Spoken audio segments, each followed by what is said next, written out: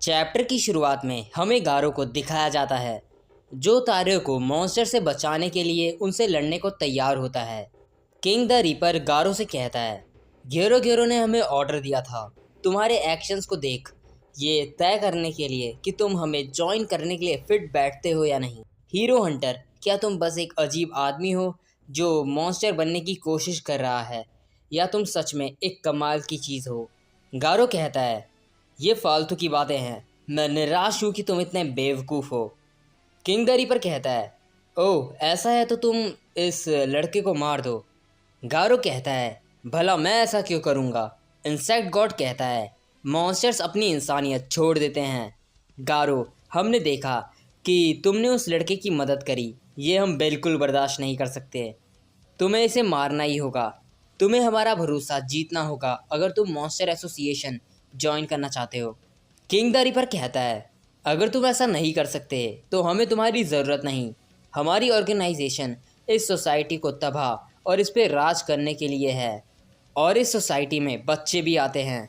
और सबसे बुरी बात, तुम एक मामूली से हीरो से हार गए। उसने तुम्हें अचानक से मारा, पर हारना तो हारना होता है। गारो तारो से कहता है, मैंने तुम्हें पहले ही कहा था बच्चे, तुम्हें जल्दी अपने घर जाना चाहिए। तारो कहता है, मेरे पैर काँप रहे हैं, मैं हिल भी नहीं पा रहा।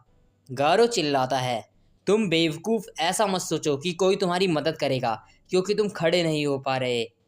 कोई भी तुम्हारी मदद नहीं करने वाला। ये अपनी हीरो गाइड फेंको और बचाओ अपने आप को। ऐसा समय ही तुम्हें मजबूत बनाता है। उठो तारियो। तारियो खड़ा हो जाता है कि तभी किंग द रीपर उस पे अपनी ब्लेड से हमला कर देता है, लेकिन गारो किंग द रीपर को रोक लेता है और उसे एक किक मारता है। किंग द रीपर दूर जा गिरता है पर अपनी ब्लेड से खुद को संभाल लेता है। गारो तारो से कहता है, भागो। तारियो वहाँ से भागने लगता है। किंग द रीपर कहता है, बहुत देर हो गई, अब तुम हमारे दुश्मन हो गारो। इंसेक्ट गॉड गारो से कहता है, तुम खुद को हीरो हंटर बताते हो पर अब तक तुमने किसी को भी जान से नहीं मारा। जैसा मैंने सोचा था, तुम दिल से कमज़ोर हो। गारो इंसेक्ट गॉड से कहता है, तुम्हारा एटीट्यूड मुझे बिल्कुल पसंद नहीं।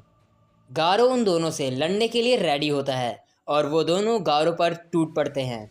This video is sponsored by Bilibili comics. Bilibili comics एक फ्री एंड ऑफिशियल ऐप और वेबसाइट है कॉमिक रीड करने के लिए।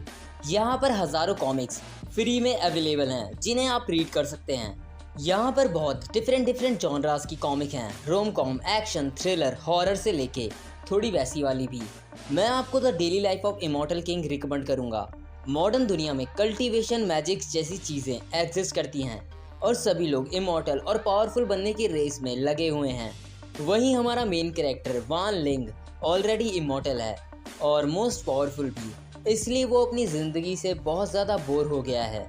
वो एक नॉर्मल लाइफ जीना चाहता है और अपनी पावर्स का यूज़ नहीं करना चाहता, लेकिन उसका ये प्लान उसके एक आर्म से हाई स्कूल में फ्लॉप हो जाता है। अगर आप साइतामा जैसा कोई मेन कैरेक्टर देखना चाहते हैं जो ओवर पावर्ड है और अपनी लाइफ से बोर्ड है, तो आप इस मनुआ को रीड कर सकते हैं। डिस्क्रिप्शन एंड पिन कमेंट में आपको बिलीबिली की वेबसाइट का लिंक मिल जाएगा। सीन चेंज होता है। मॉन्स्टर एसोसिएशन में बर्ड मॉन्स्टर गेरो गेरो के कमरे में आता है और गेरो गेरो से कहता है, माफ़ कीजिए पर क्या मैं आपसे एक सवाल पूछ सकता हूँ। गेरो गेरो कहता है, मुझे मेडिटेशन के वक्त इंटरप्शंस पसंद नहीं, बोलो क्या चाहिए तुम्हें। बर्ड मॉन्स्टर कहता है, आपने किंग द रीपर और इंसेक्ट गॉड को क्यों भेजा, वो दोनों कितने ज़्यादा अग्रेसिव हैं, ऐसे स्पाई वर्क के लिए उनकी ज़रूरत नहीं थी। गेरो गेरो कहता है, क्या पता वो दोनों ये काम अच्छे से करें, हो सकता है वो अच्छे से कोऑपरेट करें गारो को ये सिखाने में कि हीरोज़ को कैसे मारें। बर्ड मॉन्स्टर कहता है, वो दोनों ऑर्डर्स फॉलो नहीं करते, वो दोनों शायद गारो को मार दें, स्पेशली किंग द रीपर, वो तो सन की है जो मज़े के लिए मारता है। यहाँ पे मॉन्स्टर्स भी उससे दूर रहते हैं। गेरो गेरो कहता है, हाँ इसलिए गारो का किंग द रीपर से सामना गारो की ग्रोथ बढ़ाएगा, ये उसकी डेडिकेशन का टेस्ट है। मैं देखना चाहता हूँ कि मॉन्स्टर से लड़ाई के बाद उसमें कैसे बदलाव आएंगे। बर्ड मॉन्स्टर कहता है, आखिर आप गारो को किस चीज़ के लिए यूज़ करना चाहते हैं। गेरो गेरो कहता है, तुम ये क्यों जानना चाहते हो। बर्ड मॉन्स्टर कहता है, मैं बस इंटरेस्टेड हूँ। गेरो गेरो कहता है, सुनो फिनिक्स मैन, तुम्हें क्या लगता है लॉर्ड ओरुची कहाँ से आए हैं? फिनिक्स मैन कहता है, वो एक प्राचीन क्रिएचर हैं या ऐसा ही कुछ है ना? गेरो गेरो कहता है, लॉर्ड ओरुची भी पहले एक इंसान थे, बिल्कुल गारो की तरह। काफ़ी सारी नाकामयाबियों और सेक्रीफाइसेस के बाद वो एक अल्टीमेट लाइफ फॉर्म बने, सच में एक मॉन्स्टर किंग। और वो मैं था जिसने लॉर्ड ओरुची को क्रिएट किया। फिनिक्स मैन हैरानी से कहता है, क्या क्रिएट किया आपने? गेरो गेरो कहता है, अगर हम गारो पे ध्यान दें तो शायद वो दूसरा लॉर्ड ओरुची बन जाए, और ये अचीव करने का तरीका सिर्फ मुझे पता है। मैंने इंसेक्ट गॉड को ऑर्डर दिया है कि वो किंग द रीपर को रोक ले जब वो गारो को मारने जाए। पर अगर गारो मर गया तो वो मर गया, फिर मैं किसी और को ढूंढूंगा। सीन चेंज होता है। ज़ॉम्बी मैन एक बिल्डिंग पे खड़ा कह रहा होता है, मैंने पूरा एरिया चेक कर लिया और बैक एंट्रेंस भी सील कर दी। काफ़ी टाइम हो चुका है और यहाँ उस गोरिल्ला के अलावा और कोई नहीं दिखा। क्या बाकी मॉन्स्टर्स मिशन पे हैं? ये परफेक्ट टाइम है। जो इन्फॉर्मेशन मुझे मिली है उसके हिसाब से यहाँ एक अजीब ग्रुप हाल ही में शिफ्ट हुआ है। मेरा पूरा शक उन पे जा रहा है। फिर ज़ॉम्बी मैन बिल्डिंग से नीचे कूदता है और आगे कहता है, मैंने इन लोगों को फाइनली ट्रैक कर लिया। ये ऑर्गेनाइजेशन इंसानियत को ख़त्म कर एक नई दुनिया बनाना चाहती है। रिसेंट में हुए हादसे इन्हीं की तरफ इशारा करते हैं। हमारी दुनिया खतरे में है और कोई तो है जो मॉन्स्टर एसोसिएशन के पीछे है। मुझे यकीन है कि इन सब के पीछे वो ग्रुप है, लेकिन आज उनका पर्दाफाश होगा, हाउस ऑफ एवोल्यूशन का। वैसे मैं आपको ये बता दूं कि हाउस ऑफ एवोल्यूशन वो ऑर्गेनाइजेशन है जिसे साइतामा और जेनोस ने एपिसोड 3 में ख़त्म कर दिया था। यहाँ पे ज़ॉम्बी मैन को हाउस ऑफ एवोल्यूशन पे ही शक जा रहा है क्योंकि उसे नहीं पता कि हाउस ऑफ एवोल्यूशन ख़त्म हो चुका है। ज़ॉम्बी मैन उस गोरिल्ला के पास जाता है। गोरिल्ला मॉन्स्टर कहता है, एक कस्टमर, रुको थोड़ी देर, मैं अभी तैयारी कर रहा हूँ। ज़ॉम्बी मैन कहता है, तुम लोकेशंस चेंज करते रहते हो और इस बार तुमने ताकोयाकी की शॉप खोली है। क्या मजाक है, तुम मुझे बेवकूफ़ नहीं बना सकते। ज़ॉम्बी मैन अपनी गन निकाल लेता है और आगे कहता है, मैं हूँ हीरो ज़ॉम्बी मैन और मैं मर नहीं सकता। शायद तुम मुझे एक्सपेरिमेंटल सैंपल 66 नाम से जानते हो। गोरिल्ला मॉन्स्टर कहता है, हाँ, एक हीरो, और तुम हाउस ऑफ एवोल्यूशन को हराना चाहते हो? माफ़ करना, पर वो ऑलरेडी ख़त्म हो चुका है। ये सुन ज़ॉम्बी मैन चौंक जाता है। इसके बाद वो गोरिल्ला ज़ॉम्बी मैन को डॉक्टर जेनस के पास लेके जाता है। डॉक्टर जेनस ज़ॉम्बी मैन से कहता है, वेल, ये एक सरप्राइज़ है। मुझे नहीं पता था कि famous classes hero zombie man पहले मेरा एक्सपेरिमेंटल सब्जेक्ट था। इमॉर्टेलिटी में सिर्फ तुम ही मेरी एक लौती सफलता थे और तुम कमाल के थे, पर तुमने लैब तबाह की और गायब हो गए। ये 10 साल पुरानी बात है, पर मुझे हमेशा लगता था कि तुम बदला लेने ज़रूर आओगे और अब तुम एक हीरो हो। ऐसा लगता है कि तुम बदलने में कामयाब रहे।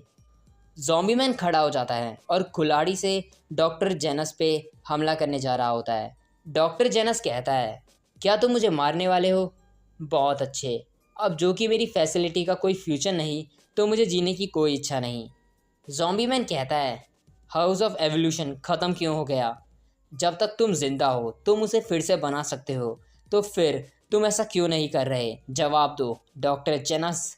डॉक्टर जेनस कहता है, क्योंकि अचानक हमारा सामना एक ऐसी ताकत से हुआ जो कि आर्टिफिशियल एवोल्यूशन से भी बढ़कर है। मुझे रियलाइज़ हुआ कि मेरी रिसर्च अब किसी काम की नहीं। उसने अपने लिमिटर्स तोड़ दिए हैं। ज़ॉम्बी मैन कहता है, क्या लिमिटर्स? डॉक्टर जेनस कहता है, हाँ, कोई ऑर्गेनिज्म कितनी ही कोशिश क्यों ना कर ले, उसकी ग्रोथ की एक लिमिट है।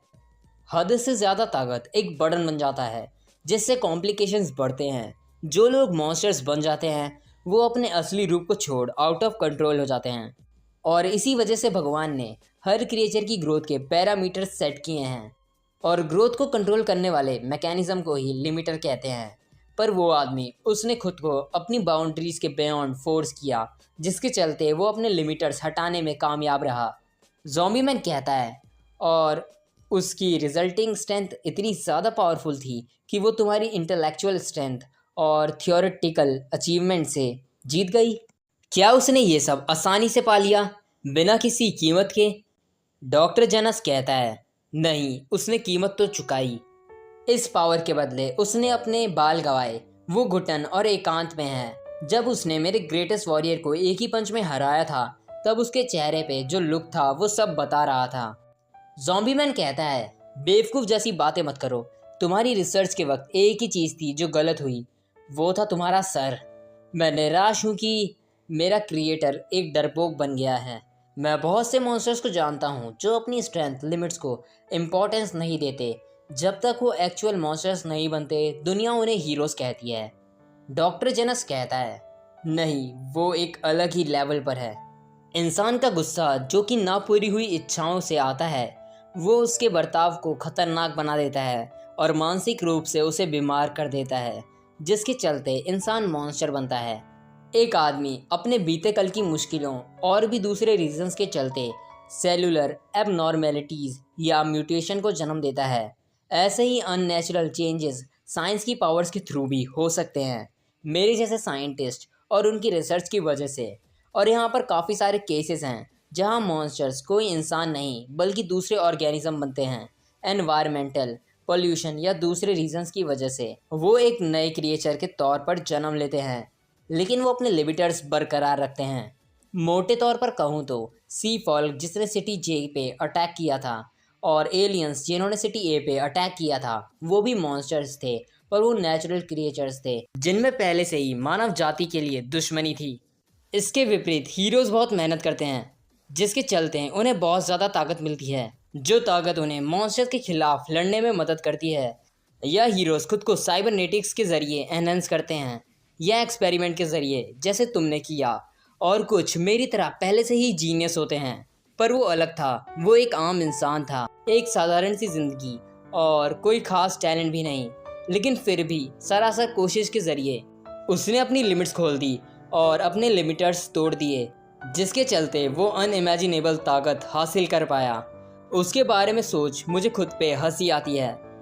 ऐसा लगता है कि वो एक हीरो है, एक दिन तुम उससे ज़रूर मिलोगे। ज़ॉम्बी मैन ये सब सुन सोच में पड़ जाता है। सीन चेंज होता है।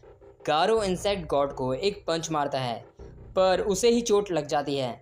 किंग द रीपर अपनी ब्लेड से लगातार गारो पे हमला कर रहा होता है और गारो अपने water stream rock smashing fist से खुद को बचा रहा होता है और इंसेक्ट गॉड पे हमला करता है। पर तभी इंसेक्ट गॉड गारो को एक पंच मारता है। गारो बिजली की तार से जा टकराता है और उसे करंट लगता है। फिर गारो उन दोनों पे हमला करने कूद पड़ता है। वो लोग ऐसे ही लड़ते रहते हैं। फिर कुछ देर बाद गारो अपने मन में कह रहा होता है, मैं इनको हरा सकता हूँ, ये लोग उस बुढ़ऊ के सामने कुछ भी नहीं। इंसेक्ट गॉड गारो से कहता है, तुम कितने ज़िद्दी हो। किंग द रीपर गारो से कहता है, तुम सच में ताकतवर हो, हम दोनों से एक साथ लड़ रहे हो। फिर king the reaper insect God से कहता है, मैं इसके साथ थोड़ा और खेलना चाहता था, पर चलो अब इसे ख़त्म करें। इंसेक्ट गॉड कहता है, हाँ, असली फ़ाइट तो अब शुरू हुई है। गारो कहता है, मुझे लड़ाई जारी रखने में कोई परेशानी नहीं, पर अब मैं तुम्हारे सारे मूव्स जानता हूँ, अब तुम मुझे छू भी नहीं सकते। तभी गारो को तारियो की आवाज़ सुनाई देती है। तारियो को एक मॉन्स्टर ने पकड़ रखा होता है। तारियो कहता है, बूढ़े अंकल, मुझे माफ़ कर दो। इंसेक्ट गॉड कहता है, हेड्रो जेलीफिश, तुम यहाँ क्या कर रहे हो। हेड्रो जेलीफिश कहता है, इस आदमी के साथ मेरा पुराना हिसाब है, तो मैं एक मौका देख रहा था इसे परेशान करने का। गारो अपने मन में कहता है, ये मेटल बैट और मेरी फाइट के बीच वही मौजूद था। गारो चिल्लाता है, उस बच्चे को छोड़ दो, उसका इन सब से कोई लेना देना नहीं है। गारो का ध्यान हेड्रो जेलीफिश की तरफ होता है और इतने में ही किंग द रीपर धोखे से गारो की पीठ पर अपनी ब्लेड चला देता है और इंसेक्ट गॉड गारो को एक पंच मारता है। फिर किंग द रीपर गारो पर बिना रुके ब्लेड्स चलाता रहता है। Insect God king the reaper को रोकते हुए कहता है, ओए, हमें इसे मारना नहीं था। किंग द रीपर कहता है, वेल, अब बहुत देर हो चुकी है, तुम्हें मुझे पहले बताना चाहिए था। जो भी हो, अब हमें यहाँ से चलना चाहिए। वो तीनों मॉन्स्टर्स तारियो को लेके वहाँ से चले जाते हैं और गारो ज़मीन पर पड़ा होता है।